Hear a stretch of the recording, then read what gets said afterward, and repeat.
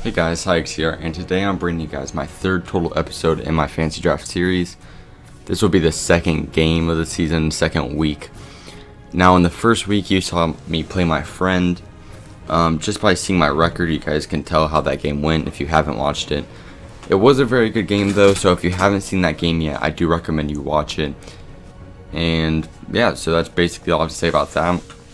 I also did play my friend in the last week. He is the Atlanta Falcons and I am the New Orleans Saints. This was a fantasy draft and my team is looking pretty good with the acquisitions of a few elite players through some trades. So basically before the game I just want to show you guys some of the progression I'm doing, some of the players on my team and how they're doing XP wise.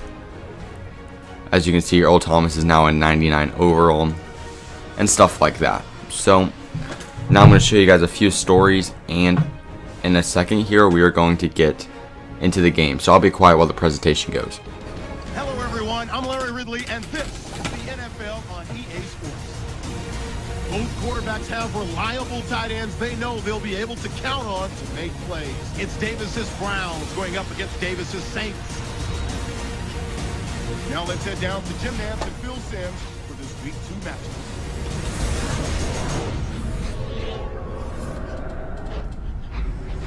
Saints, Browns, coming up on EA Sports, Week 2, football on tap as we get set for today's game.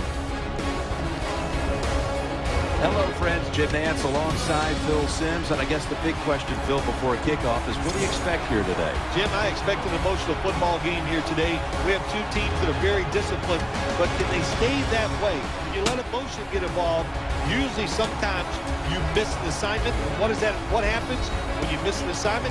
It usually leads to a big play. So control your emotions is a big deal in this game here today. Now as we go to the field, it's Percy Harvin back deep for the kickoff. The Browns ready here for the kickoff.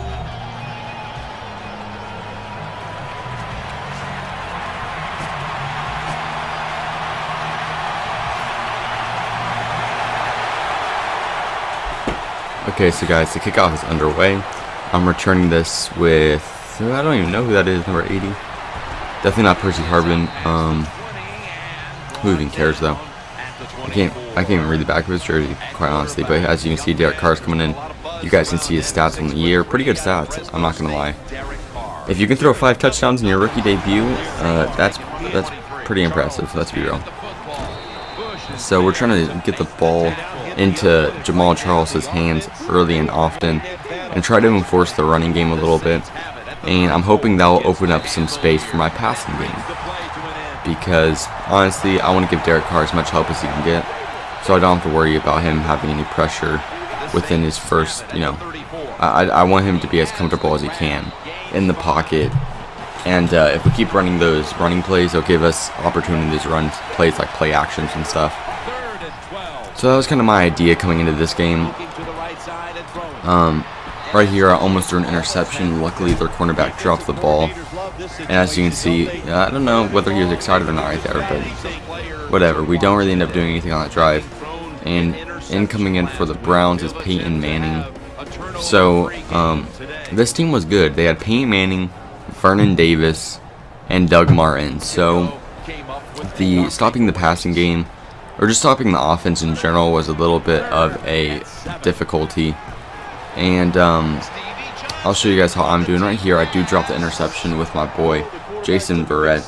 A little disappointing because if you guys remember his week 1 performance, he did absolutely incredible. And you wouldn't think he'd be able to even drop an interception, but right there he does. And luckily we do end up forcing a 3 and out, so we get the ball right back at our 31-yard line. I'm going to throw a nice little short pass, and we're going to get 6 yards. So now we're at 3rd and 4. We're going to run another short pass, but it will almost be intercepted once again. And so we'll have to punt the ball away. So as you guys can see, the game is going pretty slow so far. Just lots of small plays. And right there, I go off sides, but he breaks my guy's ankles. And there was really no question about that. That run was absolutely ridiculous. replay that if you need to, but my guy's ankles were shook when he did that spin move. I'm not even telling, I can't even tell you how happy I was to see that. Although it did end up affecting me, I did think it was pretty cool. And right here, Peyton Manning had all the time in the world in the pocket, and you just can't allow a quarterback like Peyton Manning that much time, and he's going to make us pay for it and throw a nice little touchdown pass over the middle. So now we're up, we're down 7-0, 3rd and 8, and right here I will be able to get the quick slant route. That'll be the first down, right? No, 4th and inches. So we're going to try to do a nice little QB sneak up the middle. And what's Derek Carr doing? He's running all over him. And he ends up fumbling. I don't even know how.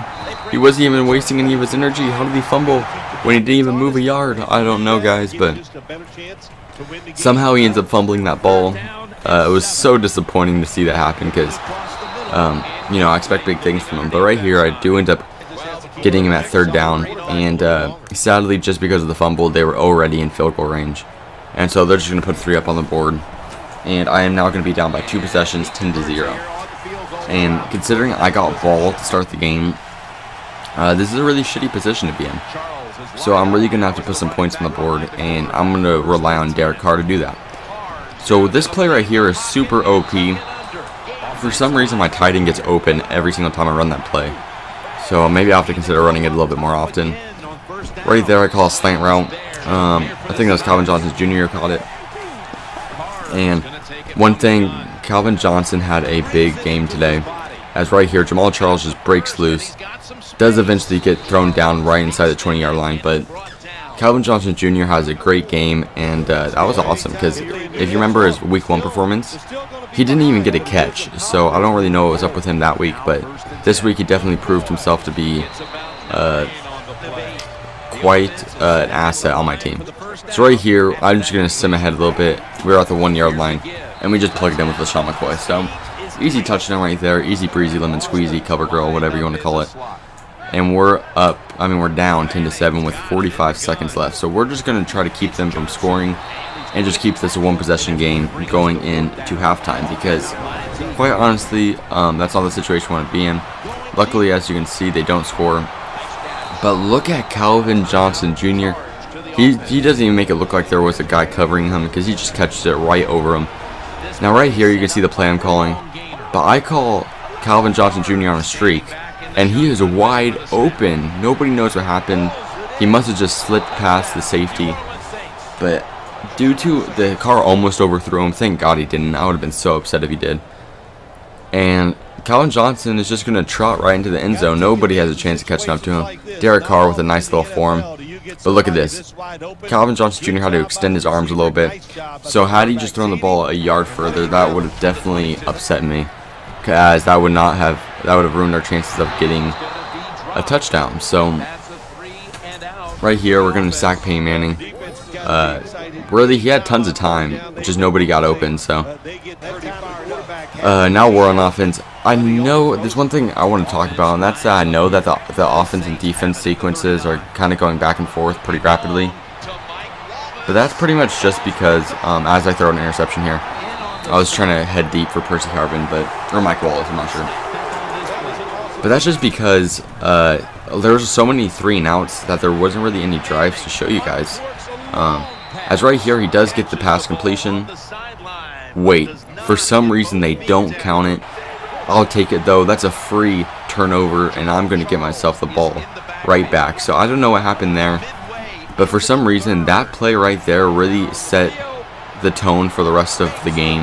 As right here, following that play, I'm going to throw a bomb to my boy Mike Wallace. He is just going to run right past everyone, something that he is prone to doing. And just, I can't even tell you guys how perfect that pass was from Derek Carr. I was so impressed with me through that. So right here, I'm just showing you guys, my defense was pretty killer. Really not allowing much of a running game, and considering that we got probably 5 or 6 sacks off on Peyton Manning this game, it's fair to say that we had a really good rush up the middle and on the outsides. Especially, you guys will see soon, from my boy Nick Perry had a very good game. Sadly though, on 3rd down, we will give up a slant route over the middle. So that was a little disappointing. And then next up, we are going to give up this out route, which I believe that will be Vernon Davis. Will take that in for a touchdown. Yes, that is Vernon Davis. So They are now going to go for 2 and try to make this only a 3-point game. So will they be able to do that? He tries to test Richard Sherman. No, sir. Richard Sherman doesn't want any of that. Of course, with his just amazing vertical leap, he just jumps up there and just swats the ball down without any problems. So I thought that was just awesome right there. That's right here. My boy, I believe Mike Wallace, will drop the ball, which puts us in a 3rd and 10 situation. A little bit of a difficult scenario, but if we're able to get a first down here, I believe that we'll be able to win the game because we'll be able to start running down the clock a little bit more. Luckily, I am able to hit Calvin Johnson Jr., and he will be taken down past the first down line.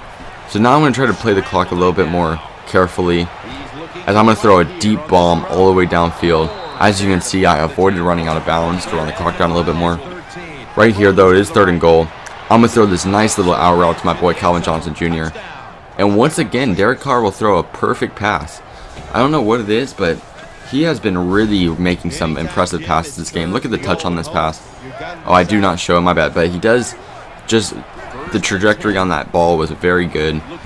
And had he thrown it if he overthrew it or underthrew that ball at all, it would have been either an incompletion or an interception. So definitely some impressive passes by my boy